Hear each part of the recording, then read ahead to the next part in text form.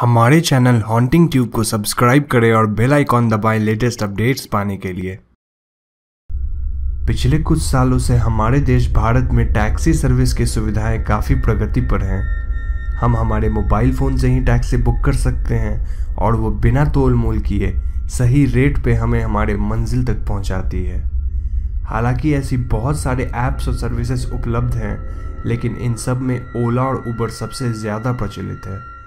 इन taxi services ने हमारे जीवन को काफ़ी आसान बना दिया है, लेकिन दोस्तों इन सर्विसेज को यूज़ करते वक्त कुछ यात्रियों के साथ ऐसी भी घटनाएं हुई हैं जिन्हें जानकर आपके रोंगटे खड़े हो जाएंगे। तो आज हम आपको उबर कैब से जुड़ी ऐसी ही एक रहस्यमयी घटना के बारे में बताएंगे।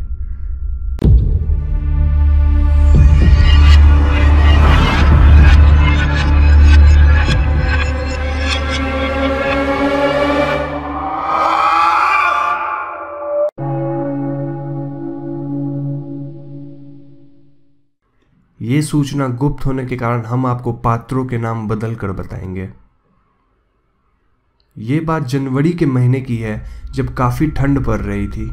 एलेक्स अक्सर वीकेंड्स पे अपने कुछ दोस्तों के साथ ऑफिस की नज़दीकी बार में ड्रिंक लेने जाता था। हालांकि एलेक्स के पास अपनी कार थी, लेकिन वो ड्रिंक करने के बाद ड्राइव करना सुरक्षित नहीं समझता था। शायद इसीलिए वो हर वीकेंड उबर कैब लेके देर रात अपने घर वापस जाता था। ये भी एक नॉर्मल वीकेंड जैसा था, जब एलेक्स अपनी पास वाली बार में दोस्तों के साथ थोड़ा ड्रिंक लिया और देर रात 1 बजे उसने वापस घर जाने की सोची। उसने फ़ौरन अपने मोबाइल फ़ोन से उबर कैब बुक किया और ड्राइव का इंतज़ार करने लगा। अगर आप लोग उबर कैब यूज़ करते होंगे तो आपको ये मालूम होगा कि ज़्यादातर ड्राइवर्स की रेटिंग 4 से ऊपर होती है, लेकिन इस ड्राइवर की रेटिंग 3.6 थी। इसके अलावा ड्राइवर की डिस्प्ले पिक भी थोड़ी सामान्य से अलग और डरावनी थी। नशे की स्थिति में एलेक्स ने इन बातों पर ज़्यादा ध्यान नहीं दिया, क्योंकि कैब सिर्फ उससे 5 मिनट की दूरी पे था। ठीक 5 मिनट बाद एलेक्स को सामने एक गाड़ी रुकती दिखी और वो उसकी ही कैब थी। एलेक्स फ़ौरन कैब की पिछली सीट में जाकर बैठ गया और उसने ड्राइवर को अपना डेस्टिनेशन बताया। साथ ही उसने ये भी बोला कि उसने ऐप में डेस्टिनेशन अपडेट भी कर रखा है। इन सभी बातों के लिए सामने बैठे ड्राइवर का कोई जवाब नहीं आया और वो गाड़ी को सीधा ले जाने लगा। हालांकि एलेक्स थोड़े नशे में था, लेकिन उसको ये पता करते देर नहीं लगी कि ये कैब उसके दिए हुए डायरेक्शंस के ठीक उल्टे दिशा में जा रहा है। उसने ये बात ड्राइवर से कही तो ड्राइवर ने माफ़ी मांगी और उसने बोला कि वो एलेक्स को डिस्काउंट देगा। इन सब के बाद भी वो ड्राइवर अगली यू टर्न को नज़रअंदाज करते हुए आगे से सुनसान रेसिडेंशियल एरिया वाले सड़कों पे ले जाने लगा। एलेक्स को पता चल गया था कि यहाँ कुछ न कुछ गड़बड़ जरूर है और वो अब पूरे ध्यान से ड्राइवर की हरकतों पे नज़र रखने लगा। उसने ये गौर किया कि ड्राइवर भी केबिन मिरर की मदद से एलेक्स पे पूरी नज़र रख रहा था। अब एलेक्स को बहुत ज़्यादा डर लगने लग गया था। उसने पुलिस को कॉल करने की सोची, लेकिन इससे पहले कि वो कॉल लगाता उसने देखा कि ड्राइवर ने आगे केबिन स्पेस में से एक छोटा सा हैंडगन निकाला और सामने डैशबोर्ड पे रख लिया। अब तो एलेक्स पूरी तरह से घबरा गया था और वो पुलिस को कॉल करने या फिर राइड को रिपोर्ट करने से भी घबराने लगा था। उसने धीरे से डोर के लॉक को ओपन करने की कोशिश की, लेकिन लॉक ओपन नहीं हो पा रही थी। शायद इस ड्राइवर ने आगे से चाइल्ड लॉक लगा रखा था, जिस वजह से डोर्स भी नहीं खुल पा रहे थे।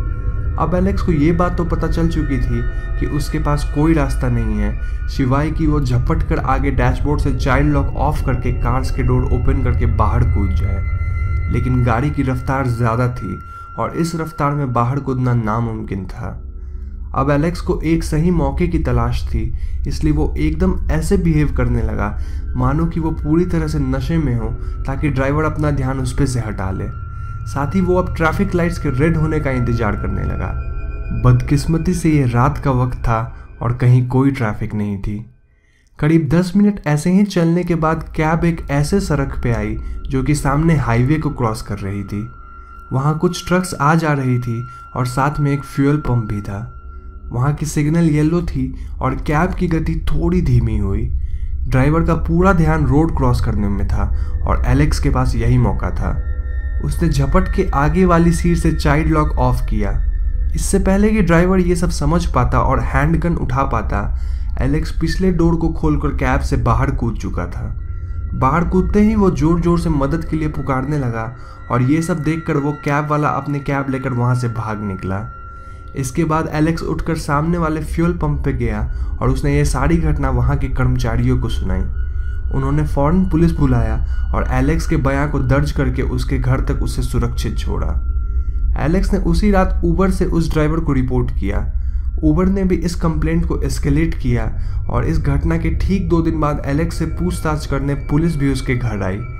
इसके आगे क्या हुआ ये बात तो एलेक्स को पता नहीं चल पाया, लेकिन उम्मीद तो यही है कि वो जो कोई भी था आज सलाखों के पीछे होगा। तो दोस्तों आज की इस वीडियो को हम यहीं समाप्त करेंगे। हमें पूरी उम्मीद है कि आपको ये वीडियो काफ़ी पसंद आई होगी। अगर आपके जान पहचान में भी इस तरह की कोई घटना हुई है तो आप कमेंट सेक्शन में उसका जिक्र कर सकते हैं और हम आप तक ईमेल द्वारा पहुंचकर आपकी घटना की पुष्टि करेंगे और फिर उस सच्ची घटना पे वीडियोस लाएंगे।